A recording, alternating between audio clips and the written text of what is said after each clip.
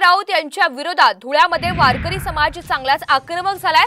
सरकारने नोंदणीकृत दिंडीला 20,000 रुपये देणगी स्वरूपात देण्याचं जाहीर केल्यानंतर सरकारने वारकऱ्यांना लाच देऊन विकत घेण्याचा प्रयत्न केला अशी टीका पोस्टच्या मार्फत संजय राऊतांनी केलेली होती आणि त्याचवरून आता वारकरी समाज आक्रमक झालाय।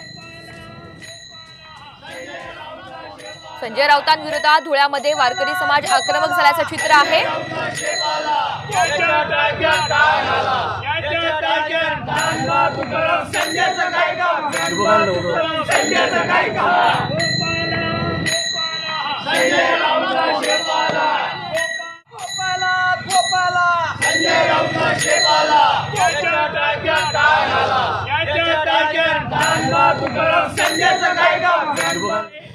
प्रत्येक दिंडीला नोंदणीकृत दिंडीला 20,000 रुपये देणगी म्हणून जाहीर केलं।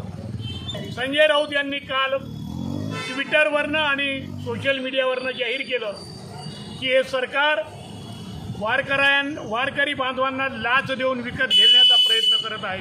आपल्या वक्तव्याचा भविष्यामध्ये काय परिणाम होईल, ज्याप्रमाणे अंधारेबाई बोलली त्याचप्रमाणे याने सुद्धा निषेध केलेला आहे, शब्द केलेला आहे। आम्ही निषेध करतो